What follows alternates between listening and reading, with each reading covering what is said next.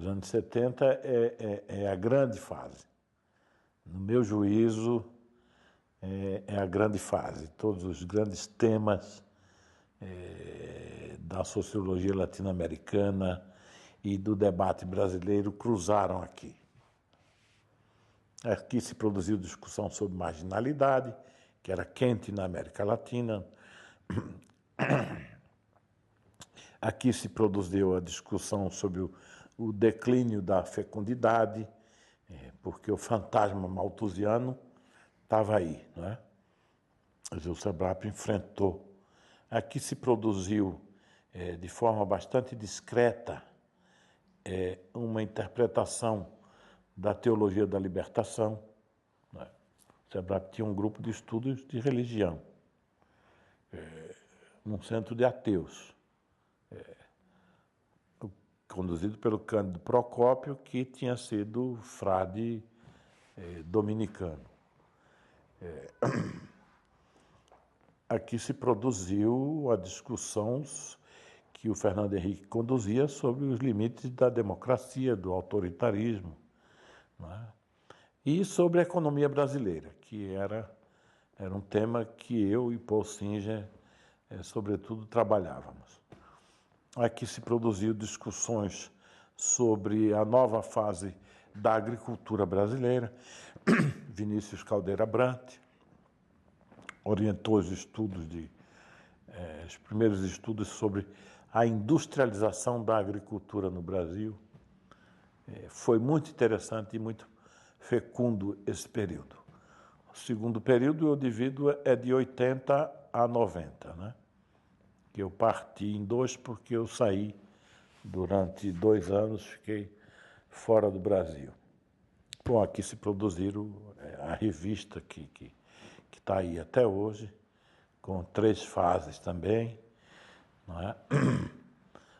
Aqui se ajudou muito a universidade, quer dizer, foi um aglutinador e um fórum onde dava-se a discussão. Os anos 80 ainda persistiram. Aí foi uma fase de maior aproximação com a política institucional. Nesse período também tem a saída do Fernando Henrique, que não quebrou completamente o andamento do centro. Fazia falta porque ele era a personalidade mais importante, não é? Mas a gente continuou. Até que chega os anos 90, onde a política partidária entrou e dividiu. Quer dizer, nós éramos uma associação de pessoas com pontos de vista diversos e que talvez com objetivos mais ou menos parecidos, de melhorar o país, de lutar por causas mais justas, por um país mais igualitário, que unificava pessoas com posições diferentes, como, sei lá, o Janote e o Chico de Oliveira, que numa dada altura eram quase polos irredutíveis, mas que conseguiam sentar na mesma mesa, fazer propostas de pauta e escrever artigos. Quantas pessoas não passaram por aqui que foram ministros de Estado? Enfim, também tem que considerar que o SEBRAP, de alguma maneira, se converteu no Brasil, né? E eu tendo a achar que, com o passar do tempo, essa sequência Fernando Henrique e Lula, quando isso mostrar o rosto, o que isso foi benéfico para o país, também o papel do SEBRAP vai crescer, porque de alguma maneira essas questões foram forjadas aqui, inclusive o Lula. Não é, sei lá, se você pegar o Vinícius Caldeira Brant, que na época já era uma pessoa um pouco prejudicada, fragilizada fisicamente, essa coisa toda, ele era um cara muito forte no PT, o Lula ouvia, o Chico, imagina. Não é? Então, muita coisa, talvez nessa espécie de diluição do SEBRAP, se deve ao fato que também muita coisa daqui se tornou realidade, né? E não foi o Estado, não foi via Estado que nós entramos na política, nós entramos via movimento, via sociedade. Até porque o foco da movimentação da sociedade ficou em São Paulo. Onde a coisa era quente não era no Rio, era em São Paulo. Onde tinha as greves, onde tinha essa movimentação, foi aqui em São Paulo.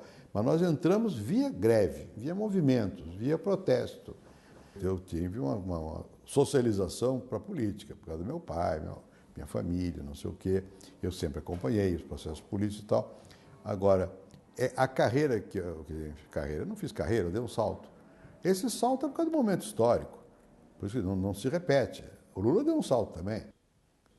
Nós representamos uma coisa diferente.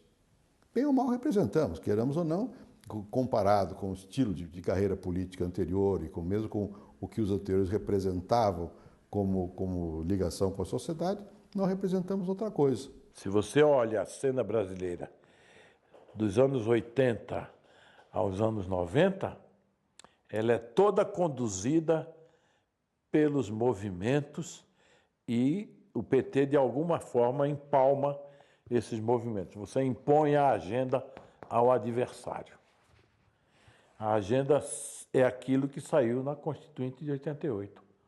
Direitos sociais, reconhecimento das centrais sindicais. Não é? A agenda era essa. Os movimentos de habitação. Quer dizer, essa foi a agenda que o movimento social impôs e que o PT empalmou como condutor. Você, com isso, obrigou a engolir as então classes dominantes, porque elas já mudaram também, a engolir pontos da sua agenda. Você não os destruiu, mas você derrotou-os no plano, não só no plano de discurso, no plano da prática. Quer dizer, você criou SUS. Não é? Isso não é uma vitória menor. O SUS é uma...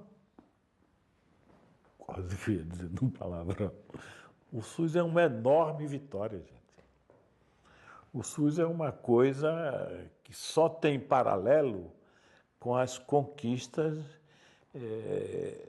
da legislação trabalhista. O SUS é uma coisa cidadã, não é de primeiro mundo, porque esse bordão, aliás, já deve entrar em desuso, mas o SUS é uma coisa, nesta sociedade, você ir a um hospital e ser atendido só porque é cidadão?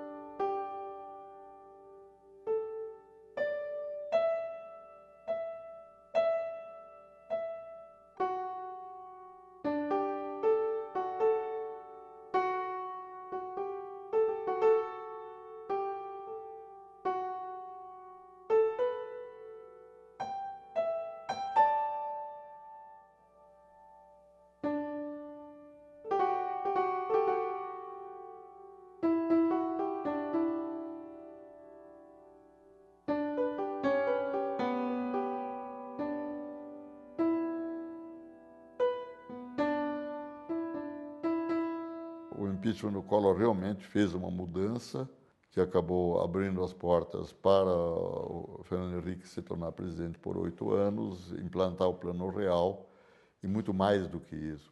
O Fernando Henrique realmente levou, eu diria, toda a plataforma neoliberal ao país à prática. E isso provocou mudanças profundas, principalmente as privatizações dos serviços públicos e tudo mais. E o Lula é o oposto disso, em alguma medida. Se você tomar em consideração as posições anteriores do PT, devia ser uma mudança total, e não foi. O Lula, pelo contrário, aderiu à política econômica do Plano Real e a que foi posta em prática pelo Malan e pelos outros sob a presidência do Fernando Henrique. Isso foi uma coisa que chocou tanto assim, que levou à divisão dentro do PT, a uma rearrumação da esquerda e assim por diante. Então, a relação entre os períodos Fernando Henrique e Lula são objetos de grande controvérsia hoje. Eu acho que não há nenhum consenso a respeito disso. Tem gente que acha que realmente foi uma coisa basicamente igual, talvez com ênfases um pouco diferentes. Tem outros que acham que foi uma ruptura. Eu sou dessa opinião. Acho que houve uma ruptura menos visível exatamente por causa dessa adesão do Lula a uma, digamos assim, uma agenda neoliberal, que ele mantém, eu diria, convictamente até agora. E onde o senhor identificaria essa ruptura maior? Basicamente no campo social.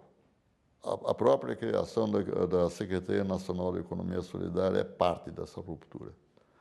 Mas as políticas sociais são totalmente diferentes, mesmo quando começaram na época do Fernando Henrique. Isso é interessante. Todas as nossas políticas, inclusive de economia solidária, tiveram início no período do Fernando, mas mudaram completamente de ênfase, de dimensão e de efeitos na época do Lula. Tanto assim que a desigualdade começa efetivamente a ser removida no país no período Lula, não antes.